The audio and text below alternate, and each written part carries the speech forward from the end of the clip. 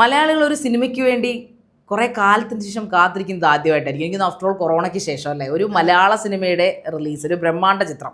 നമ്മൾ മറ്റേ PS1 PS2 ഒക്കെ വേണ്ടി കാത്തിരുന്നുണ്ടല്ലേ പൗർണമി. പക്ഷേ പുഷ്പ 2 എല്ലാം വന്നുപോയി, മലയാളികൾ കണ്ടു, കൂക്കി വിളിച്ചു, എല്ലാം ചെയ്തു. പക്ഷേ നമ്മളുടെ സ്വന്തം മലയാളത്തിൻ്റെ ലാലേട്ടൻ്റെയും പൃഥ്വിയുടെയും പടം എമ്പുരാൻ L2 ലൂസിഫർ 2 ഇതാ മാർച്ച് 27 റിലീസാണ്. മലയാളികൾ ആകാംക്ഷയോടെ ഇരിക്കുമെന്ന് ഒരുപക്ഷെ ഇന്ന് ബുക്കിംഗ് സ്റ്റാർട്ട് ചെയ്താൽ ഇന്ന് തന്നെ ബുക്ക് ചെയ്ത് തുടങ്ങുന്ന ഒരു പടം, ബ്രഹ്മാണ്ഡ പടം എന്ന് തന്നെ വേണമെങ്കിൽ പറയാം അല്ലെ. അതെ അതെ, അതിന്റെ സംവിധാനം കൊണ്ടും പൃഥ്വിരാജ് അല്ലെങ്കിൽ മോഹൻലാൽ എന്ന ബ്രാൻഡ് നെയിം, ആ രണ്ട് പേരുകൾ കൊണ്ട് തന്നെയാണ്, മറ്റൊരു പ്രൊമോഷൻ അല്ല, ആ പേരാണ്. പ്രൊമോഷൻ ഒന്നും അല്ല കേട്ടോ, ഞങ്ങൾ കുറച്ച് കാര്യങ്ങൾ ഇതിനെ കുറിച്ച് പറയാറുണ്ടല്ലേ പറഞ്ഞത്, അതാണ് നമ്മൾ ഈ വിഷയം എടുത്തത്. കാരണം പൃഥ്വിരാജ് എന്ന് പറഞ്ഞ നടൻ, അദ്ദേഹം ഒരുപാട് പഴിചാരുകൾ കേട്ടൊരു നടനാണ്. അദ്ദേഹത്തിന്റെ ഹാർഡ് വർക്ക് കൊണ്ട്, ഇവൻ സിനിമയിൽ ബാക്കപ്പ് ഉണ്ടായിട്ടും അദ്ദേഹത്തിന് മാത്രം ഹാർഡ് വർക്ക് ചെയ്തുകൊണ്ട് വന്നൊരു നടനാണ്. കാരണം ഇത് എനിക്ക് തോന്നുന്നു ഒരു സിനിമയിൽ ഒരു അച്ഛന്റെ, ഏറ്റവും പ്രശസ്തനായ അച്ഛന്റെ മകനായിട്ട് പോലും ഇത്രയധികം തെറി കേട്ടൊരു നടൻ ഒരുപക്ഷെ മലയാള സിനിമയിൽ ഉണ്ടാകത്തില്ല. ഒരുപാട് വിമർശനങ്ങൾ, അഭിനയിക്കാൻ അറിയില്ല, എന്തൊരു അഭിനയമാണ് എന്ന് തുടങ്ങി നിരവധി ഒരുപാട് പട്ടങ്ങൾ പൃഥ്വിരാജിന് ചാർത്തി കൊടുത്തു. പക്ഷേ എപ്പോഴും ശ്രദ്ധിച്ചിട്ടുണ്ടോ, കഴിഞ്ഞ കുറേ വർഷങ്ങളിലെ ഓരോ ഇന്റർവ്യൂസ് എടുത്ത് നോക്കുമ്പോൾ അന്ന് പറയുന്ന പല കാര്യങ്ങളും അഹങ്കാരമാണ്, ഇവൻ എന്ത് കണ്ടിട്ടാണ് എന്ന് തോന്നിച്ചിട്ടുള്ളവർ പോലും കറക്റ്റ് സ്വന്തം ജീവിതത്തെ പറ്റി ഇത്ര കൃത്യമായിട്ട് പ്രെഡിക്റ്റ് ചെയ്ത് അതിനനുസരിച്ച് അത് യാഥാർത്ഥ്യമാക്കി കാണിച്ച മറ്റൊരു നടൻ ചിലപ്പോൾ ഒരു മനുഷ്യൻ തന്നെയാണല്ലേ, ഒരു മനുഷ്യൻ ഒരു അദ്ദേഹം എഴുതി വെച്ചിരിക്കുകയാണ്. അദ്ദേഹം സ്ക്രിപ്റ്റ് എഴുതി, അദ്ദേഹം തന്നെ സംവിധാനം ചെയ്താൽ അദ്ദേഹത്തിന്റെ ജീവിതം മുന്നോട്ട്, അദ്ദേഹത്തിന്റെ കരിയർ മുന്നോട്ട് കൊണ്ടുപോകുന്നത്. അപ്പോൾ അക്കൂട്ടത്തിലാണ് പൃഥ്വിരാജ് സംവിധായകനാകാൻ പോകുന്നതിന് വാർത്ത കേൾക്കുന്നത്. പൃഥ്വിരാജ് അത്യാവശ്യം നല്ല രീതിയിൽ അക്സെപ്റ്റ് ചെയ്തു, ഓഡിയൻസിന്റെ അക്സെപ്റ്റൻസ് ഒക്കെ കിട്ടിയതിനു ശേഷം അദ്ദേഹം അടുത്തേക്ക് നീങ്ങുകയാണ്, അദ്ദേഹം ഇനി സംവിധാനം. അപ്പോൾ പലരും തെറ്റിച്ച് വിളിച്ചു, ഇനി ഇവന്റെ സംവിധാനം കൂടെ കാണണമല്ലോ ദൈവമെന്ന്. പക്ഷേ എല്ലാവരെയും ഞെട്ടിച്ചുകൊണ്ട്, ഒരു പക്ഷേ എനിക്ക് തോന്നുന്നു നമ്മുടെ മലയാള സിനിമ കണ്ടിട്ടില്ലാത്ത ഒരു ജോണറിൽ ഒരു പടം അങ്ങോട്ട്. തീർച്ചയായും അതായത് കുറെ നാളുകൾക്ക് ശേഷം ഇപ്പൊ മോഹൻലാൽ എന്ന് പറയുന്ന നടന്റെ അടക്കം ഉള്ളിൽ ഒളിപ്പിച്ചു വെച്ചിരുന്ന പല കാര്യങ്ങളും, അത് ഓരോ വാക്ക് ഡയലോഗ്സ് എത്ര ക്യാച്ചി ആയിട്ടുള്ള ഡയലോഗുകളായിരുന്നു അതെല്ലാം. അതായത് ആ ഒരു ഡയലോഗുകൾ ഇപ്പോഴും 2019 ലൂസിഫർ റിലീസ് ചെയ്തത്, അതിനുശേഷം ഇപ്പോഴും അതിലെ ഓരോ ഡയലോഗുകളും ഒരു കൊച്ചു കുട്ടിയുടെ പോലും നാവിൽ ഇങ്ങനെ മുഴങ്ങി കേൾക്കുകയാണ്. ഇപ്പം ഇത് narcotics is A dirty business അല്ലേ, ഞാൻ പണ്ടേ പറഞ്ഞിട്ടുള്ളതാണ്. Narcotics is A dirty business. അതായത് സ്റ്റീഫൻ നെടുമ്പള്ളി, ലാലേട്ടന്റെ കഥാപാത്രങ്ങൾ അദ്ദേഹത്തിന്റെക്കാൾ കൂടുതൽ അദ്ദേഹത്തിന്റെ ആ പേരുകളിലാണ് അല്ലെ.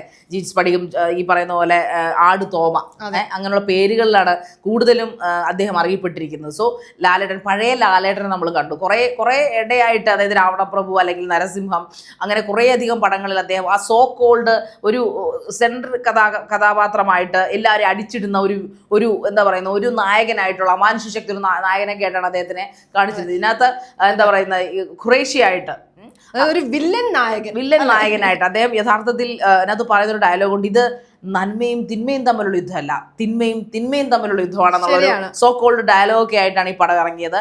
എല്ലാവരെയും ഞെട്ടിച്ചുകൊണ്ട് അദ്ദേഹം ആ പടം ആദ്യം കുറച്ച് പതുക്കെ ഫസ്റ്റ് ഡേ തന്നെ അത് അങ്ങനെ ആരും അഭിപ്രായമൊന്നും പറഞ്ഞില്ല. പക്ഷെ സെക്കൻഡ് ഡേ തൊട്ട് എനിക്ക് തോന്നുന്നു ഒരു മാസത്തിലധികം തിയേറ്ററിൽ നിറഞ്ഞ് കവിഞ്ഞോടി. എനിക്ക് കൊറോണയ്ക്ക് മുമ്പുണ്ടായിട്ടുള്ള ഏറ്റവും ബ്ലോക്ക് ബസ്റ്റർ ഹിറ്റ് തന്നെയായിരുന്നു. ഹിറ്റുകളൊന്നും പറയാൻ പറ്റത്തില്ല, ഹിറ്റ് തന്നെയായിരുന്നു ഈ പറയുന്ന ലൂസിഫർ എന്ന് പറഞ്ഞത്. അതിനകത്ത് പല പഞ്ച് ഡയലോഗും ഈ പറയുന്ന നമ്മുടെ പ്രിയപ്പെട്ട ലാലേട്ടന്റെ ഈ പറയുന്ന കേന്ദ്രീകൃത കഥാപാത്രമായിട്ടായിരുന്നു മഞ്ജു വാര്യരുണ്ട്, ഈ പറയുന്ന പോലെ നമ്മുടെ തോമസ് ഉണ്ട്, അങ്ങനെ പലരും, ഉണ്ട്.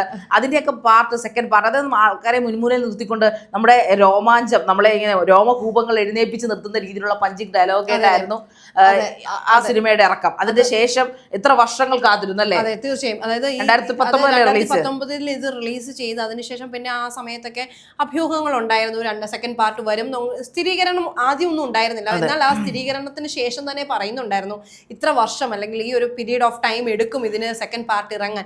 അപ്പൊ ഭയങ്കര കൗതുകത്തോടെ നോക്കുന്നു, ഇത്രയും സമയം എടുക്കും, ഇത്രയും സമയം എടുക്കുമോ അല്ലെങ്കിൽ ഇത്രയും വർഷം എടുക്കുമോ, അത്രയും കാത്തിരിക്കണം, അപ്പോഴത്തേക്ക് ഇതെല്ലാം അങ്ങ് കെട്ടടങ്ങില്ല, എല്ലാവരും മറന്നു പോവില്ലേ.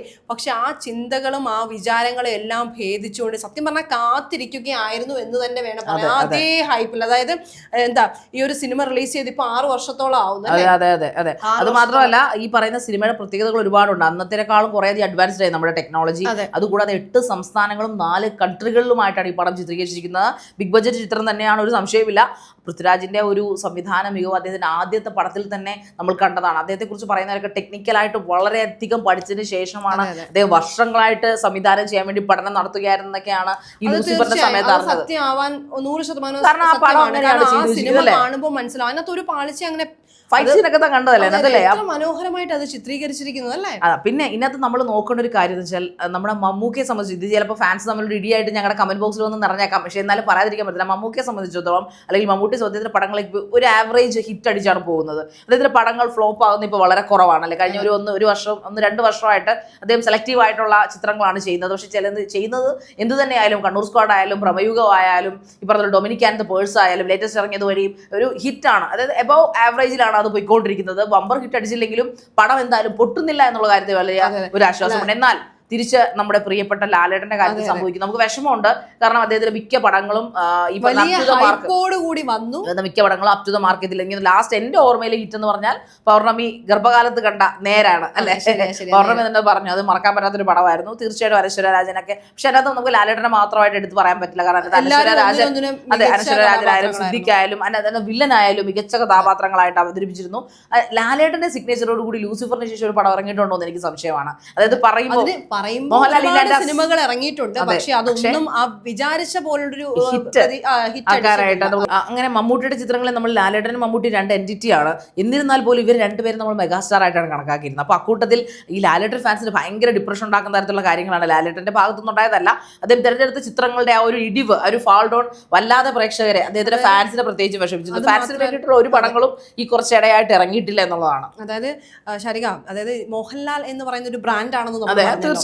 അപ്പൊ ആ ഒരു ബ്രാൻഡിനെ വിശ്വസിച്ച് അല്ലെങ്കിൽ അതിലൊരു വിശ്വാസം അർപ്പിച്ച് കാണുന്നവരുണ്ടാവാം. പക്ഷേ മുൻപുണ്ടായിരുന്ന പോലെ അത്രയും ബ്ലൈൻഡ് അല്ല ഇപ്പോഴത്തെ പ്രേക്ഷകർ. സിനിമ നല്ലതാണെങ്കിൽ അല്ലെങ്കിൽ അതിനെ വേർതിരിക്കാൻ നല്ല രീതിയിൽ കഴിവുള്ള, അതായത് താൻ കൊടുക്കുന്ന 1 രൂപയ്ക്ക് താൻ അതിൻ്റെതായ മൂല്യം കൽപ്പിക്കുന്നുണ്ട് എന്ന് ഉറച്ച് വിശ്വസിക്കുന്ന, അത് എടുത്ത് പറയുന്ന, തുറന്നു പറയാൻ മടിയില്ലാത്തൊരു സമൂഹം എന്നുള്ളത്. അപ്പൊ താൻ കൊടുക്കുന്ന ആ മൂല്യത്തിന് നമുക്ക് തിരിച്ചു കിട്ടുന്നുണ്ടോ എന്ന് നോക്കിയിട്ട് തന്നെയാണ് ഇപ്പോഴത്തെ പ്രേക്ഷകർ സിനിമ ചൂസ് ചെയ്യുന്നത്. അതിപ്പം എത്ര വലിയ ബ്രാൻഡ് ആയാലും ഇപ്പൊ നിലവിലെ ഒരു സ്ഥിതി അനുസരിച്ച് അങ്ങനെ. ഇപ്പം ഈ പറയുന്ന ലൂസിഫർ ശാരിക നേരത്തെ പറഞ്ഞ പോലെ ആദ്യം റിലീസ് ചെയ്ത ആദ്യ ദിവസങ്ങളിൽ അത്ര ഇതല്ലായിരുന്നെങ്കിലും പിന്നെ കയറി വന്നു. അപ്പോൾ ആ തുടർച്ചയായിട്ടുള്ള അല്ലെങ്കിൽ അതിന് മുൻപ് സംഭവിച്ചിട്ടുള്ള ആ പഴയ ലാലേട്ടനെ മിസ് ചെയ്തിട്ടുള്ള, അല്ലെങ്കിൽ കുറച്ച് സിനിമകളൊക്കെ വിചാരിച്ച പോലെ ബോക്സ് ഓഫീസിൽ ഹിറ്റ് അടിക്കാതിരുന്നു. അപ്പോൾ സ്വാഭാവികമായിട്ടും ഹൈപ്പേ കാണുള്ളൂ എന്നുള്ളൊരു വിശ്വാസമായിരുന്നു. പക്ഷെ അതല്ല, അതിനപ്പുറത്തേക്ക് ഇതിലുണ്ട് എന്ന് മനസ്സിലായപ്പോൾ ആളുകൾ തിങ്ങി നിരങ്ങി കയറാൻ തുടങ്ങി. അത് തന്നെ ആയിരിക്കണം ഈ എമ്പുരാനിലും സംഭവിക്കുന്നത്. കാത്തിരിക്കുന്നവർക്ക് നിരാശ ഉണ്ടാവരുതെന്നുള്ള ആഗ്രഹം തന്നെയാണ് നമുക്കുള്ളത്. അതെ, തീർച്ചയായിട്ടും. കാരണം എബ്രാം ഖുറേഷി എന്ന ആ ഒരു ക്യാരക്ടർ, അതായത് ഇന്ദ്രജിത്ത് ഇതിനെക്കുറിച്ചൊരു ഒരു പ്രൊഫൈല് പോലെ അല്ലെങ്കിൽ ഒരു പോർട്ട്ഫോളിയോ പോലെ പറയുന്നുണ്ട് എന്താണ് എബ്രാം ഖുറേഷി എന്നുള്ളത്. അങ്ങനെ നമ്മൾ ഇതുവരെ കാണാത്ത തരത്തിലുള്ള ഒരു നരേഷനും, കാണാത്ത തരത്തിലുള്ള പിക്ചറൈസേഷനും, കാണാത്ത തരത്തിലുള്ള ഒരു സെനാരിയോ, ഒരു സ്റ്റോറി ടൈപ്പും എല്ലാം കാണിച്ചുകൊണ്ട് ആയിരുന്നു ഫസ്റ്റ് പോർഷൻ ഇറങ്ങിയത്. പക്ഷേ സെക്കൻഡ് ഇറങ്ങുമ്പോൾ വളരെ ഗംഭീരമാണെന്ന് തന്നെയാണ്. എൻ്റെ ടീസർ ഇറങ്ങിയിട്ടുണ്ട്, 2 ആഴ്ച മുമ്പ് ടീസർ ഇറങ്ങി. അതുകൊണ്ടാണ് പ്രേക്ഷകർ ഇങ്ങനെ ത്രസിച്ച് നിൽക്കുന്നത്. അത്രയും പ്രേക്ഷകർ പ്രതീക്ഷിച്ചിരുന്നില്ല. ടീസർ ഇറങ്ങിക്കഴിഞ്ഞപ്പോൾ ഇത് ദൈവമേ ഇത് ഹിറ്റ് അടിക്കുമെന്നൊരു പ്രതീക്ഷയിലാണ്, വാനോളം പ്രതീക്ഷയിലാണ് ലാലേട്ടൻ്റെ പ്രേക്ഷകർ. കാരണം അപ്പുറത്ത് മെഗാസ്റ്റാർ ആയിട്ടുള്ള മമ്മൂക്കയെ നമുക്ക് രണ്ടുപേരും പ്രിയപ്പെട്ടിരുന്നില്ല. പക്ഷേ മമ്മൂക്ക അവിടെ നിന്ന് റോഷാക്ക് ഉൾപ്പെടെ ഹിറ്റടിച്ച് പോകുമ്പോൾ ലാലേട്ടൻ്റെ പടങ്ങൾ, ലാലേട്ടൻ്റെ കഴിവുണ്ടായിട്ടും അദ്ദേഹം ഈ പറയുന്ന പോലെ ആ ഒരു ലെവലിലേക്ക് up to the mark, maybe അദ്ദേഹത്തിന് കയ്യിൽ കിട്ടുന്ന സ്ക്രിപ്റ്റുകൾ കാരണമാവാം, അല്ലെങ്കിൽ എന്തെങ്കിലുമൊക്കെയോ പാളിച്ചകൾ കൊണ്ട്, എന്തായാലും അദ്ദേഹത്തിൻ്റെ അഭിനയത്തിൻ്റെ പാളിച്ച കൊണ്ടല്ല, അതെല്ലാവർക്കും അറിയാം. സോ ഇത്രയും വർഷങ്ങൾ, 40 വർഷത്തോളം മലയാള സിനിമയിൽ നിന്നൊരു നടനാണ്. സോ അദ്ദേഹത്തിനെ ഒരു സിഗ്നേച്ചർ ആയിട്ടുള്ള പടം കാണാൻ ലാലേട്ടൻ ഫാൻസ് അല്ലാത്തവർ പോലും, ലാലേട്ടൻ ഫാൻസ് അല്ലാത്തവർ പക്ഷേ കേരളത്തിൽ കാണുമെന്ന് തന്നെ അറിയില്ല, എങ്കിൽ പോലും കട്ട ലാലേട്ടൻ ഫാൻസ് അല്ലാത്തവർ പോലും ഈ പറയുന്ന പടം കാണാനായിട്ട് വെയിറ്റ് ചെയ്തിരിക്കുന്നു. സോ എമ്പുരാൻ ചരിത്രം കുറിക്കുമെന്ന് തന്നെ നമുക്ക് പ്രതീക്ഷിക്കാം. എബ്രാം ഖുറേഷി ആയിട്ടുള്ള ലാലേട്ടൻ്റെ വരവ് സെക്കൻഡ് പാർട്ട് അതിഗംഭീരമാക്കാൻ പൃഥ്വിരാജിനും കഴിഞ്ഞിട്ടുണ്ടാവുമെന്ന് നമ്മൾ വിശ്വസിക്കുന്നു. സോ മാർച്ച് 27-നായിട്ട് ലാലേട്ടൻ്റെ ഫാൻസിനോടൊപ്പം നമ്മളും വെയിറ്റ് ചെയ്യുകയാണ് എമ്പുരാൻ്റെ റിലീസിന് വേണ്ടിയിട്ട്.